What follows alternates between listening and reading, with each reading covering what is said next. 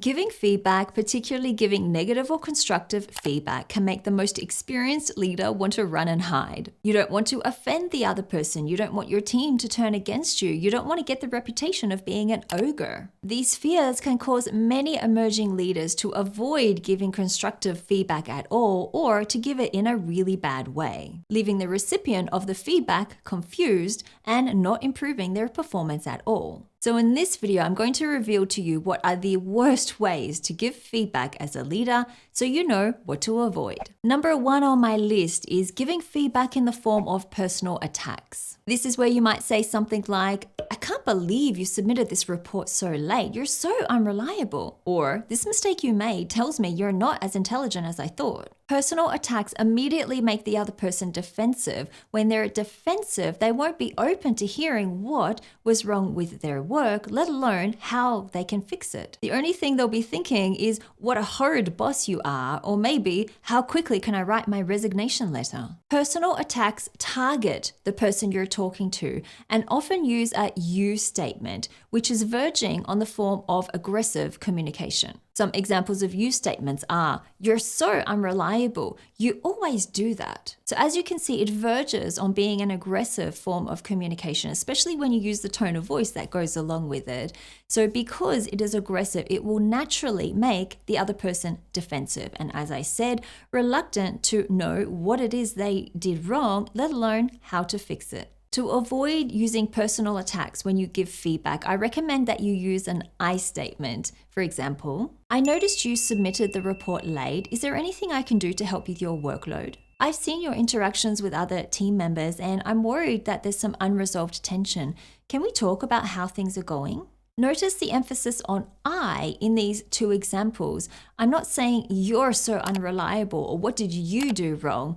I'm emphasizing the "I" in these statements, which naturally is going to make that person less defensive and more open to hearing what your feedback is, what it is they did wrong, and also how they can go about improving their task activity in the future. The second worst way to give feedback is to use vague statements. Vague statements are where you don't clearly say what that person did wrong and how they can improve.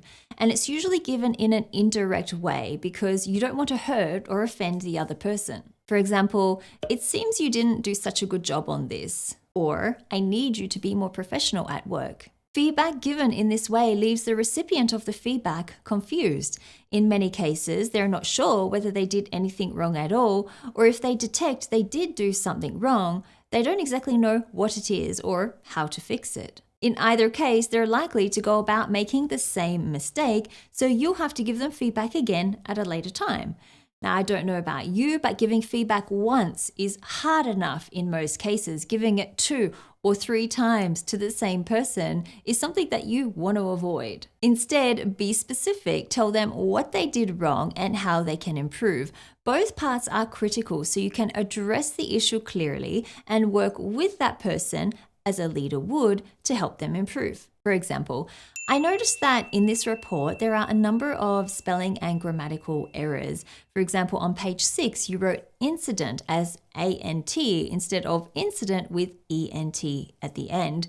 In the future, could you make sure that you proofread this report before sending it to our clients?" Number 3 is showing anger when you give feedback. Now, most of the examples I've used in this video use anger as a method to give feedback. Personal attacks are often given in an aggressive way or an angry way. So too are vague statements. When you're aggressive or angry in the way you give feedback to people, the only thing it does is it makes them defensive. Like I've mentioned a number of times already in this video, when the recipient of the feedback is defensive, they won't be open to hearing what your feedback is or how they can improve. So before giving feedback, to make sure you don't give it in an angry way, you need to emotionally and mentally prepare yourself. Take some time away from the problem if necessary. Just take 5 or 10 minutes before you respond.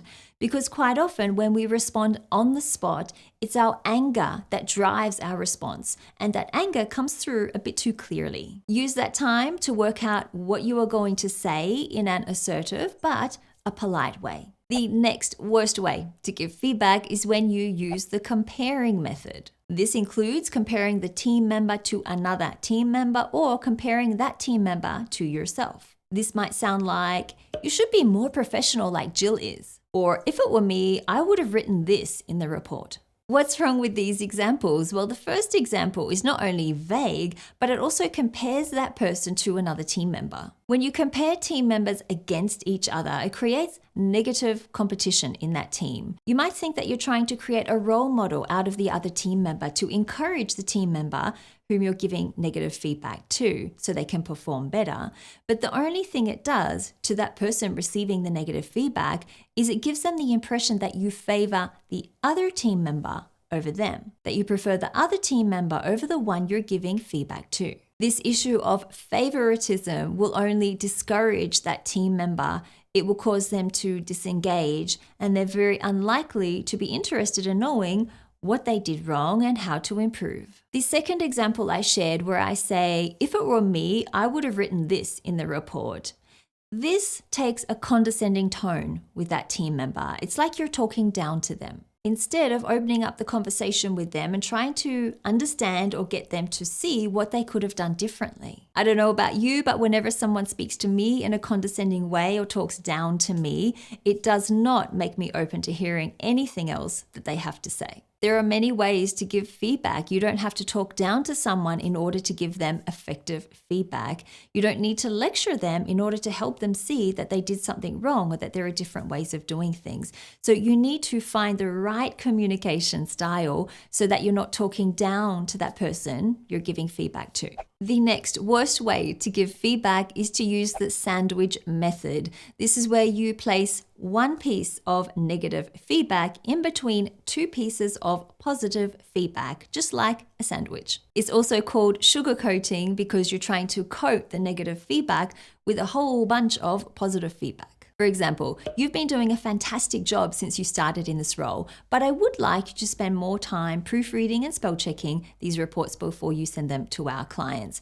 Other than that, I think you're doing a fantastic job with these reports." The sandwich method is used widely because it helps the giver of the receiver feel like they're hiding the negative message in there. It feels like the negative message isn't so obvious. And when they feel it's not so obvious, they don't feel they're being so mean to that person. So essentially, it's really for the giver of the feedback, not for the receiver of the feedback. It helps the giver of the feedback to feel better about themselves. But it doesn't help the receiver of the feedback at all. First, it confuses them because they don't know which message to listen to the most. And second, it gives them the impression that the negative feedback wasn't really that bad because you put more emphasis on the positive feedback. In other words, there was more positive feedback, so that is the message that they walk away with. The solution to this is to give one piece of positive feedback. If you want to, you don't have to, but you can. And then give your negative feedback. Make the last piece of information, the last message you give them to be the negative feedback. That way, they will walk away from that interaction with that negative feedback in their mind, and it will be the most prominent piece of information that they remember. And of course, you always want to move the conversation to how that person can improve. This is your job as a leader or as a manager. You don't just give them feedback and let them go to their own defenses and work it all out on their own. You need to help them and guide them, especially if they're having difficulty with a specific task. You need to help them and guide them and help them work through it so they can improve for the future. And in the long run, this means you have to give them less and less feedback. And this will help the receiver of the feedback feel that you are supporting and guiding them rather than attacking or belittling them. I do provide more guidance in another video on discussing with a team member how they can improve. So check out this video up here and tell me in the comments, have you ever been a recipient of bad feedback? If so, what was wrong with it? Thank you so much for watching this video. If you did like this video, please hit the like button below. Subscribe to my channel as well for more content like this in the future. Don't forget to check out my podcast, The Leadership Pod. It is available on Apple Podcasts, Google Podcasts, Spotify, Amazon, and many others. I will put a link in the description below. Thank you again for watching, and I'll see you in the next video.